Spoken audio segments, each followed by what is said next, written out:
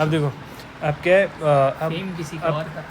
अब क्या है, देखो गिब्स थ्योरम है क्या, मतलब कि उसने बोला कि अब partial molar property other than volume, volume को छोड़ के कोई भी पार्शियल प्रॉपर्टी है वो of the constituent species in an ideal gas mixture is equal to the corresponding molar property of the species as a pure ideal gas at the mixed temperature, at the mixture temperature, but the pressure equals to the partial pressure in the mixture. ठीक है, इसका मतलब ये है कि मतलब हमारे पास जैसे ये है मान लो ना, और ये इसमें दो स्पीसीज प्रेजेंट है, मिक्सचर है ना, ए और बी प्रेजेंट है, सही है। अब इसमें क्या, अब पूरे मिक्सचर की बहुत सारी प्रॉपर्टी हो सकती हैं, एंट्रोपी, इंथैल्पी, है ना।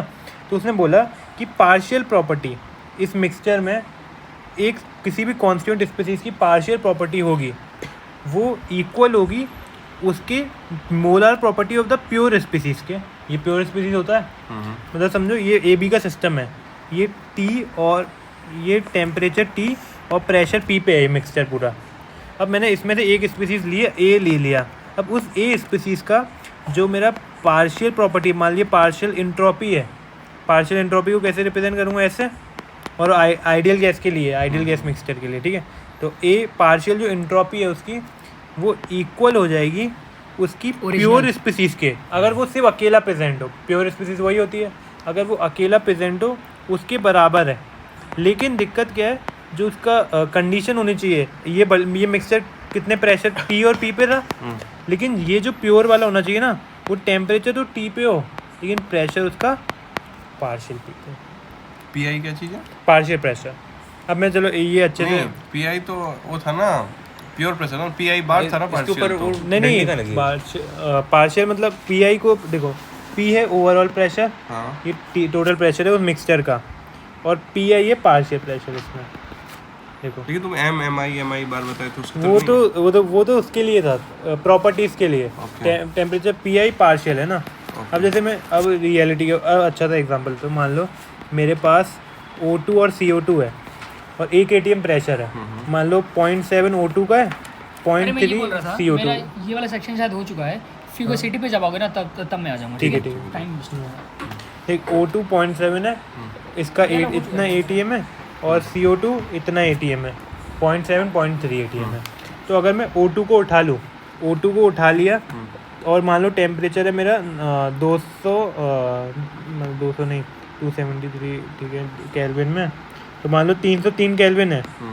तो O2 का, अगर मैं O2 को उठा लूँ, ये प्रॉपर्टी O2 की इंट्रोपी निकालूँ इस मिक्सचर में, प्रेशर और टेम्परेचर पे, कितना प्रेशर 0.7 और प्रेशर 303 पे, वो अगर मैं सिर्फ O2 लूँ उसकी प्रॉपर्टी बराबर होगी कब, जब 303 टेम्परेचर होना चाहिए, लेकिन यहाँ तो 1 है ना, और यहाँ 0.7 पे उसके, मतलब कि यहाँ से मैंने O2 उठाया, तो O2 और CO2 का मिक्सचर है, तो पार्शियल प्रॉपर्टी रोल प्ले करेगी।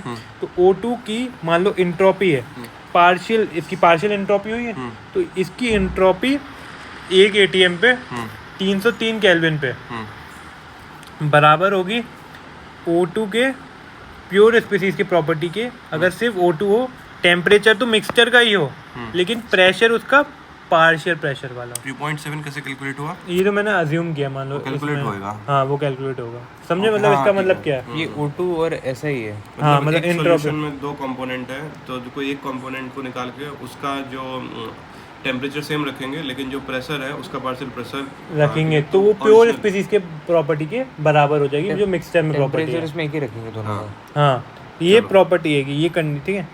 अब क्या, लेकिन ये क्या था, ये जो गिब्स थ्योरम कहते हैं इसको, और ये जो चीज़ थी, एक तो आइडियल गैस मिक्सचर के लिए, और अदर देन वॉल्यूम, मतलब वॉल्यूम को छोड़ के। अब वॉल्यूम में क्या अप्लाई होता है देखते हैं, देखो मान लो मेरे पे एक आइडियल गैस है ए, वो टेम्परेचर T है, प्रेशर P है, तो वॉल्यूम क्या होता है, PV = nRT। अगर मोलर वॉल्यूम हो तो PV = RT, V को निकाल सकता हूँ RT/P, और इधर भी V = RT/P। अब ये वॉल्यूम है दोनों का, ये जो वॉल्यूम है V = RT/P। अब देखो टेम्परेचर प्रेशर मेंटेन है, इसका T और P है, इधर भी T और P है, तो तो ये बताओ वॉल्यूम दोनों का सेम होगा, क्योंकि वॉल्यूम क्या होता है RT बाई पी, और अगर T और P सेम है तो दोनों का वॉल्यूम वॉल्यूम सेम होगा। अगर मैंने मानो दोनों को मिक्स, दोनों को वो कर दिया मैंने, मिक्स कर दिया, ये इस कंटेनर में डाल दिया, और मान लो इसकी भी कंडीशन T और P हुई, तो क्या ओवरऑल वॉल्यूम कितना हो जाएगा? सेम ही होना चाहिए ना। RT बाई पी, R तो कांस्टेंट है, TP भी सेम ही रखा अपन ने। तो मतलब इससे अपन को क्या पता चला कि देख ये VI है, मतलब प्योर स्पीसीज सिर्फ A प्रेजेंट है, VI, और ये VJ के बराबर है, ये भी RT बाई पी पे है, और ये ओवरऑल वॉल्यूम के भी बराबर है, ठीक है। और अब अपन कह सकते हैं, अब देख जो पार्शियल प्रॉपर्टीज, अब अपन को पता है पार्शियल प्रॉपर्टी क्या होती है, ओवरऑल वॉल्यूम। अगर मैं पार्शियल वॉल्यूम लिखना चाहूँ तो वो क्या होगा, ओवरऑल वॉल्यूम कितना चेंज होगा by changing mole of NI। ये प्रूव करना चाह रहे हो क्या VI bar IG equals to VI। हाँ ठीक है, अबे नहीं, मुझे नहीं आता। ठीक है। अब हाँ बे साले, अच्छा सॉरी अब VI इज इक्वल टू, नहीं कौशल है, चल। देखिए वी जो पार्शियल होता है वो होता है ओवरऑल कितना वॉल्यूम चेंज हो रहा है bye changing the mole of NI। तो अपना और बाय सारी चीज़ें कांस्टेंट होनी चाहिए। Temperature, pressure, NJ is not equals to NI, इसका मतलब क्या होता है? मतलब NJ मतलब दूसरे कंपोनेंट का कांस्टेंट होना चाहिए, बस हम इसको चेंज कर रहे हैं। इसका मतलब है कि I is not equal to J, हाँ तो इसी लिख दिया उसके बाद।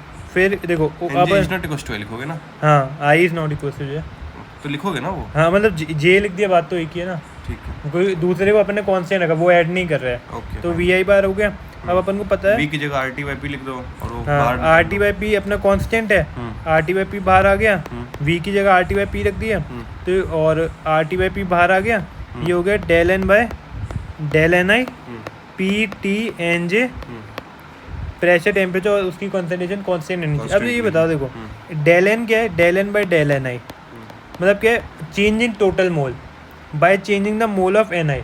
तो मान लो N क्या है, NI प्लस NJ, अगर मैं नीचे लिखा चेंज कर रहा हूँ NJ में, तो NI में चेंज कर रहा हूँ, बाकी सब जीरो हो जाएंगे। हाँ NI में कुछ चेंज कर रहा हूँ, तो वही इसी में N में भी तो उतना ही चेंज होगा, क्योंकि NJ तो कांस्टेंट है, तो ये कट जाएगा। तो जो पार्शियल वॉल्यूम आया वो कितना आया, RT by by P, P। तो इसका मतलब क्या, वो देखो, और RT by P ideal gas के लिए एक्चुअल वॉल्यूम भी था PV हाँ देखो RT से। प्योर स्पीसीज का बराबर है, ओवरऑल का भी बराबर है, अपन ने मिक्स किया, और पार्शियल भी वही रहा, तो ये पूरा बन गया। तभी मतलब क्या है देखो, और चीज़ों के लिए क्या था, गिब्स इक्वेशन ने क्या कहा था कि कोई भी पार्शियल प्रॉपर्टी है आइडियल मिक्सचर की T और P पे, वो बराबर होगी प्योर स्पीसीज की प्रॉपर्टी के, अगर मैं टेम्परेचर तो सेम रखूँ लेकिन पार्शियल प्रेशर PI रखूँ, सही है।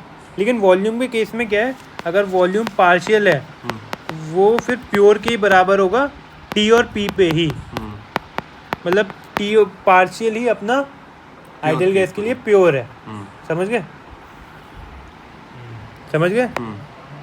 मतलब आइडियल गैस में अगर किसी उसको मिलाते हैं किसी के कंपोनेंट के साथ, तो उसका इफेक्ट नहीं आता। हाँ तो वॉल्यूम चेंज ही नहीं होगा कुछ, इसका मतलब कोई रिलेशन रिएक्शंस वगैरह नहीं देता है, रिएक्शन नहीं, मतलब इंटरेक्शंस नहीं कर रहा है, इंटरेक्शन नहीं रहेगा कोई भी, ठीक है।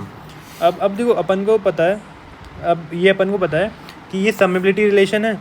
अब जैसे MIJ equal to sigma YI MI partial पर IG, ठीक है, तो MIG is equal to sigma YIG। तो देखो क्या है कि अब फॉर उसके लिए इंटरनल एनर्जी के लिए x की y क्यों ले लिया, मतलब गैस फेज में ले रहे हो? हाँ मतलब ये ऐसा इक्वेशन नंबर समेबिलिटी वाला x नंबर थे ना, वो लिक्विड सॉल्यूशन के लिए, मतलब सॉल्यूशन के लिए था तो x था, अभी गैस के लिए y ले लिया बस y ले लेंगे, एज इट इज बाकी सारी चीजें। हाँ अब क्या है देख कि ये अपना वो है समेबिलिटी रिलेशन। अब मैं लिखना चाहूँ ओवरऑल इंटेल्पी लिखना चाहता हूँ, ओवरऑल इंटरनल एनर्जी लिखना चाहता हूँ, तो वो क्या होगा, सिग्मा y है, और जो कंपोनेंट की पार्शियल इंथैल्पी है वो पार्शियल इंटरनल एनर्जी है, उससे मल्टीप्लाई करूँगा तो मेरा ओवरऑल आ जाएगी, ओवरऑल मिक्सचर की।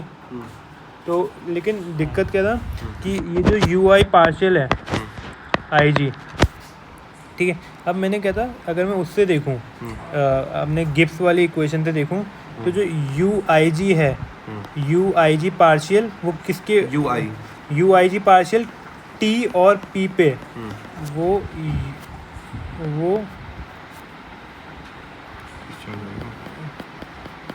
चार्ज हो गया भाई।